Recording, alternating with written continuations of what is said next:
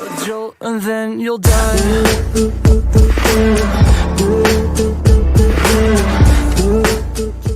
Hey, what's going on, guys? Exquisite back with a brand new video for you today. In today's video, we're going to be going over the update that's coming out. This is the second version of what they released before. This is actually going into the characters, of their skills and everything like that. So this is going to be taking place when announced in later. I guess later in, hopefully when we read this, they're gonna actually have it announced, I'm assuming. But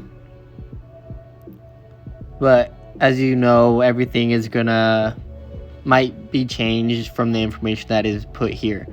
So new hero 5-star Byakko. He's gonna be a nature unit or a tree element unit. You could get him for heroic drop rate up or spirit summon. He's going to have a banner, so look forward to pulling on him if you use gems to pull. For his first skill for Tiger Slash, it is going to be swings your sword to attack a target enemy. Successful hits have a 40% to up to 60% chance to increase your attack for 1 turn. Successful crit hits reduce the cooldowns of White Tiger Slash or Flash by 1 turn. Violent Blade is going to be his S2 skill. Attacks enemies within the target area with a blade.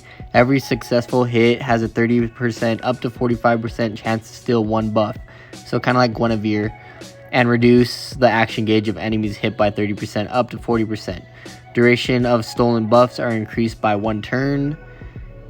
For his third skill, pierces through the target enemy to inflict damage. If the target's HP is below 40% up to 50%, you inflict additional damage for each active buff on you.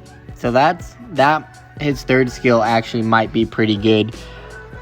For his fourth skill, I think this is a passive though. Through the powers of the 4 guardians, Byakko becomes more eager to fight the stronger the enemy. After performing an attack, if the enemy hit has an active buff, Byakko gains increased crit rate for 1 turn. Additionally, each time the enemy recovers their action gauge or gains an action opportunity through their skills, Byakko's attack is increased by 10%. Can stack up to 5 times and resets after using an attack skill. So, the Esperanza lock meta of Esperanza moving first, then Lock moving to Esperanza, using action opportunity on Esperanza so they get to your front line before you even take a turn. That meta might be over because of Byakko. So excited to have this class. Might change up the meta a lot. I'm guessing he's going to be really good in Arena just for the turn cycling, or just cutting into the turn cycling with Esperanza and Lock meta. But he looks really cool. In the next clip, I'm going to play a clip that shows like the actual update, or they're actually doing like a hero spotlight kind of Byakko, just him coming out. So that's pretty cool. So let's get to it.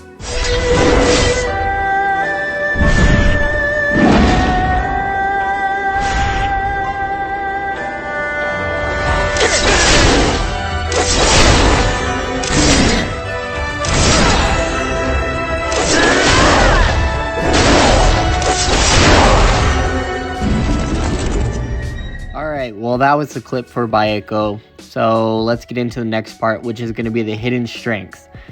Added hidden strengths to some heroes. So Aset, Freed, Freya, Gunther, and Gawain. Whenever I did the update for the Japanese server, it said Freed's name was Fritter, and I couldn't figure out who that was, and everyone now knows it's Freed. It looks like a lot of other YouTubers actually did kind of like an update review on the Japanese server after following me, but they gave a little bit of details and Google translated it and everything just the same as I did. So those are going to be the ones that are getting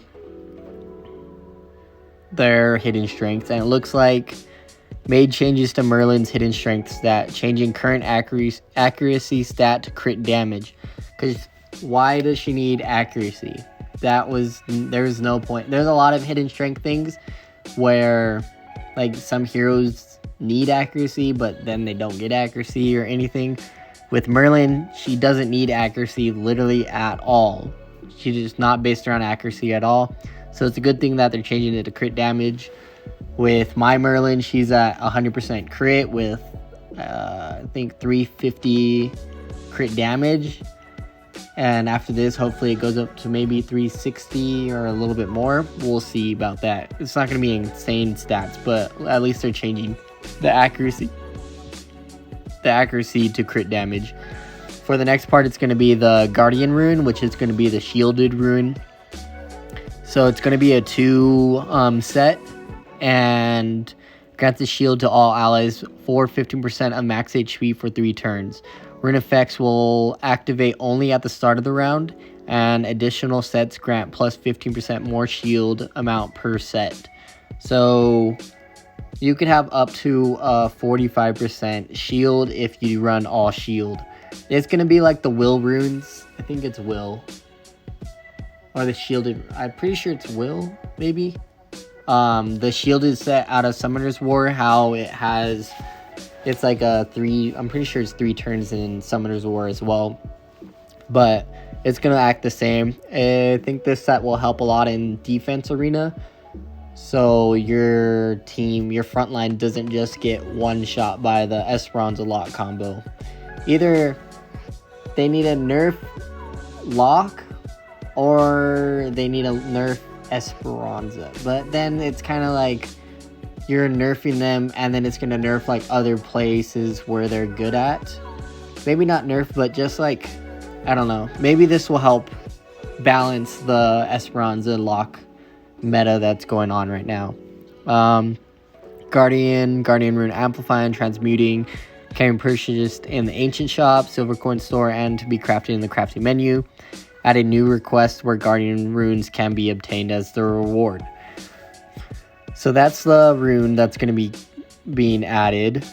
Hopefully looking forward to Violet runes. You could only get your hopes up. I love Violet runes. I don't know about the rest of you. If you guys like or dislike Violet runes, please leave a comment down in the comment section below. And let me know your thoughts about how Violet runes, or just not Violet runes because that's Summoner's War, but a 22% chance to gain an extra turn or an action opportunity. Like, just let me know how you would think that would play out. But I think I would enjoy Violent Runes. It'd be good in this game because it's all RNG. This game's all RNG. Gacha in general is all RNG, and that's just more RNG with it. So the new Rune Dungeon. Added new Rune Dungeon, Abyss Prison. This is going to be the Belial Archdemon. Boss is Belial. Dungeon info is the base of Archfield Belial, who is the past fought actively at the vanguard of the Demon King's army. So he was like the big boy for the story for the Demon King. Number 1, it says beware of the clones that are summoned at terrifying speeds. 2, damage inflicted on clones are also inflicted on the boss.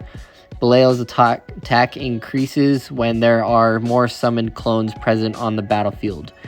Main rune rewards are going to be Guardian, Two-Edged, Pincer, Vanguard, Patience, and Destruction. This is where you're going to get your Vanguard sets. Vanguard sets are extremely good. They're just like the fighter sets out of Summoner's War. And if you want a fast, like, Rune Dungeon team, I mean, first off, the fastest team right now, as of Japanese server, because no one has gotten even close to it on global server, is 9-second Fafnir team, which was Apophis lead, Titanos, Jack, and Nock. I don't know what order. I don't have a Japanese server account. I kind of want to make one just so I can see this team. But it's a 9-second team. I'm pretty sure it goes like Apophis as second, or Nocturne as first, or Titanos, one or the other. clears the first wave, 1 hit, AoE. Next wave, it goes probably, I would assume knock would be first, just because knock could put down the continuous damage, plus the action decrease. Then it would go Apophis S3, then Titanos, either depending on the AI, is S1, which is a single target, or is S2, which is his AoE, and also adds glancing hit. And then Jack just one shot. Oh, no, I wouldn't say, I don't think it was one shot, but do over half the health, maybe 75% of the health. And then Fafnir takes his turn, action opportunities, gets hit by all those continuous damage, and then dead. That's what I'm assuming how it is. And just having good runes in that sense, that'll get you there. But this will be the new Rune Dungeon. I'm going to play the clip for the Rune Dungeon next, and I'll see you guys after that.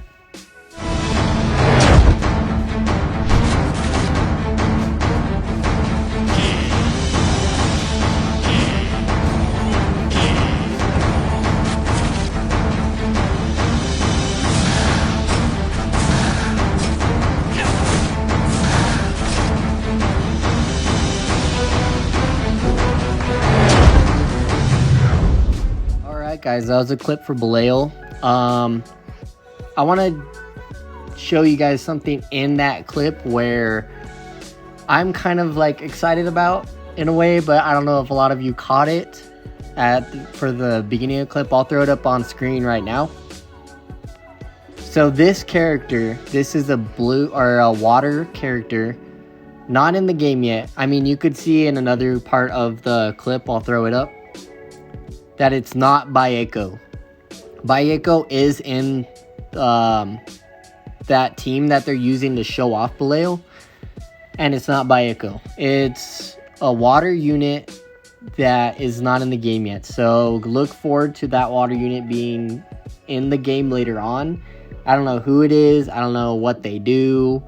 Might be support, might be a DPS, but I'm looking forward to that unit specifically, because they wouldn't just show that and not have it added into the game, or unless it's a costume, but there's no costume like that at the moment.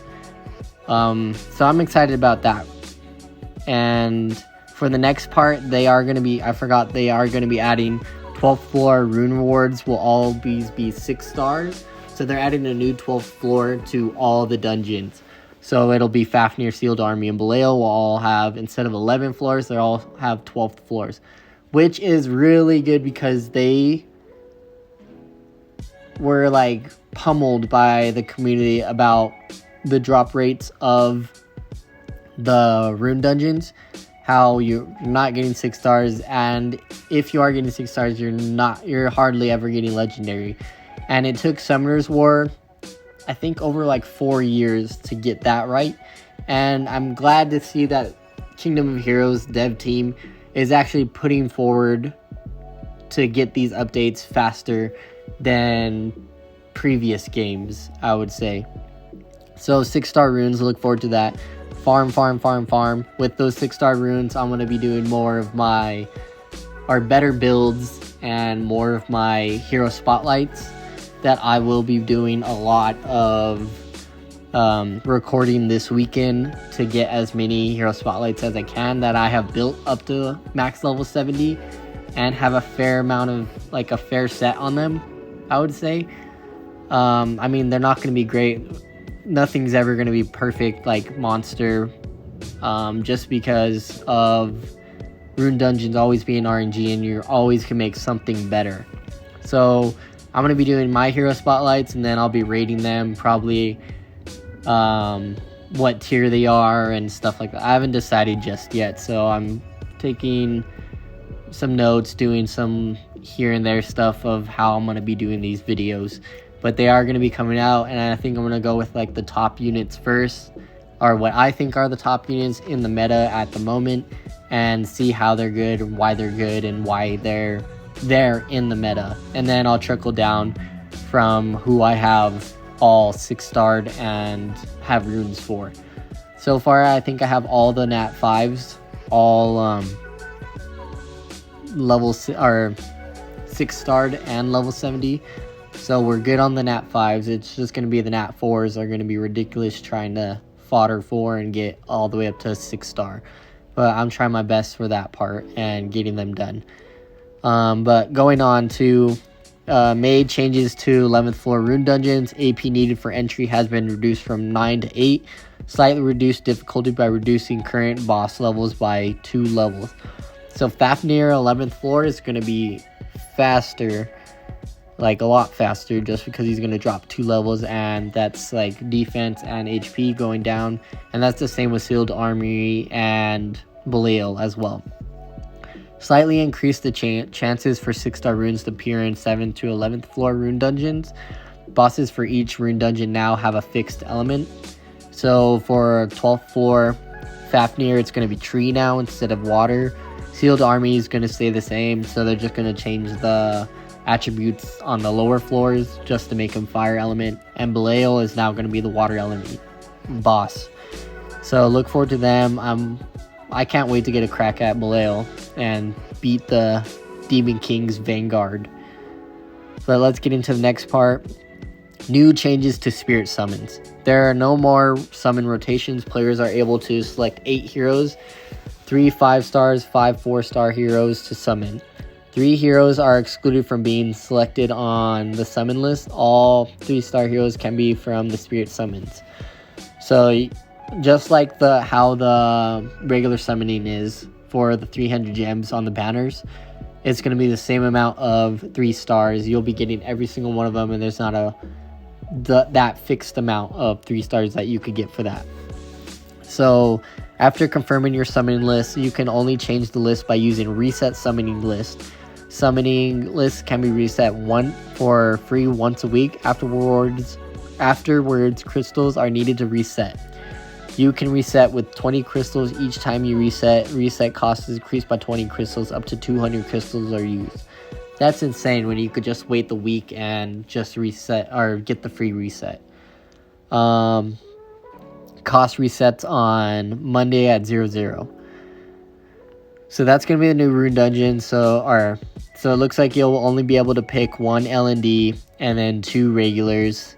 The same as the summoning that is, or the spirit summoning that is now. And then as well as 5 4-stars on the bottom row, and then the rest are 3 stars that are just a chance to pull. If you don't want to reset it, I'm guessing you don't have to reset it until you get that hero, and then you can reset it. But don't quote me on that. They haven't said anything about that. It just says the cost resets. Doesn't mean you have to reset it that week if you didn't get that hero. I don't think the resets actually stack too. I think it's just gonna be 1 reset per week. But I don't see a point in actually going for multiple resets in 1 week and just keep it at 1. Just save your gems and everything. 200 gems per reset, that's ridiculous. UI improvements. An expandable menu has been added to the home screen hero, as you can see right there. You go to the team, hidden strength. Oh, they might actually have teams now that you could just set up. Maybe that'd be pretty cool. Added a feature that allows you to form teams. Yep. Use the team forming feature to immediately dispatch your preset team to battle. You can use these teams in adventure mode, dungeon, tower of arrogance, altar realm, and all other in-game content. Can unlock up to 20 teams. Silver coins are needed to unlock 20 teams. So you could have like your set teams for like your arena, and then just so you don't have to go looking for heroes. And then Tower of Arrogance, I think it's going to be the biggest thing. Tower of Arrogance, you're going to have set teams for those different floors that are literally every rotation. Not every rotation because the bosses change, but when those bosses come up, they're the same heroes that you use for that rotation. It'll just be neat and cool to set up teams and everything. I'm probably going to open, just because silver is so easy to get, I'm probably just going to get all the 20 teams right off the bat, just because I already have all the space and all the storage upgraded. So that's pretty cool. There's also a hidden strength tab. You'll be able to go to hidden strength, hero, and storage, it looks like. On to the next one. Added a hidden strength page, which is what I just said. You can view all the hidden strength heroes here, which are all the ones that they came out with so far. And it looks like they didn't say Byakko was going to get his hidden strength, but he is there in this picture. So he will be having his hidden strength as well. For the next one, added a few new buttons to the Altar Realm and made changes to some button locations. Show if there are available challenges missions. Added a button that allows you to quickly go to Altar Realms of different elements instead of going back out and then back in. So that's pretty nice. When using practice mode, you can check the top left corner to see if you are in practice mode. So that's just a nice quality of life change right there. For the next one, Awakening Valley. Added 12th floors to Awakening Valley. Shards of each element do not drop as rewards at the 12th floor of all Awakening Valleys. For 12th floor, an additional mini-boss appears on the second round, making it more difficult than 11th floor. AP needed for entry for the 11th floor is reduced from 9 to 8. So, looks like instead, on the 12th floor, instead of having the small shards, I think they're the shards, it's just going to drop the medium and the big shards now. And hopefully you could farm more hidden strength here, because that is going to be needed with all these hidden strength heroes or second awakenings, quote unquote, that are coming out. The next part is going to be the Byakko banner. That's going to be the ones that are coming out. They also increased the purchase limit for a Skill Fairy pack and Spirit Stone pack. Spirit Stone pack 1 to 3, available 5 times per week, available 10 times per week. Holy crap. Skill Fairy pack 1 to 2, available 5 times per month, available 10 times per month. Holy crap. Time to build a bunch of characters, you know. Lunar Year Ingwe. I thought it was Nocturne, honestly. It is Ingwe. He looks awesome. He's a New Year Ingwe and Ice Hunter Beowulf. So those are going to be the purchase prices, 250 costume coins, and the stats that they get. Added 1 costume illustration, which is Brynhild. This is going to be Brynhild's costume. Added new item Belial's Rune Draw Ticket. By using the draw ticket, you can obtain one of the following runes: Pincer Pacer, Two-Edge, Destruction, Vanguard, Guardian. You can obtain Belial's Rune Draw Ticket as a reward from doing challenge missions. That's pretty cool. Improved push notifications. Added feature that allows you to turn on and off notifications for Event Rift, Guild Wars, Fortune Gift, and Request. Fixed errors. Fixed an issue where costume stats did not apply when viewing the opponent's info at the opponent list in the arena. Fixed an error where regeneration runes were being incorrectly dropped in Adventure District. Conqueror 6-1 when profit runes should drop instead. Fixed an error where stat icons did not correctly show up for the certain nodes for Hero Nixia Hidden Strength, which I noticed. Fixed an error where basic hero models were always being shown in Guild Wars. That has been going on since day one. No one has their costumes in Guild Wars. So I'm glad they're fixing just a little bit of errors that were occurring. But that's going to be it for you guys today. Please like, comment, and subscribe. Stay tuned for those hero spotlights. I'll probably be releasing them starting Monday, and either every day I'll be releasing them, but most likely it's going to be every other day I'll be release one hero spotlight that I'll be doing. Look forward to this update. They haven't released any time whenever it's going to be out. When they do release it, I'll probably just show it in one of the hero spotlights or any info that I end up getting when they decide to release this update. But thank you again for watching. Please like, comment, and subscribe. You guys are helping me out tremendously. This channel is growing more and more every day, and I'm getting back on to recording more and more. Regular life is busy, not a lot of time to record, and just having a day job, really. But turn on that bell notification if you do want to get notifications whenever I do upload. especially with those hero spotlights. They're going to be in episodes and you don't want to miss them. But yeah, thanks again for watching. I'll see you guys next time. See ya.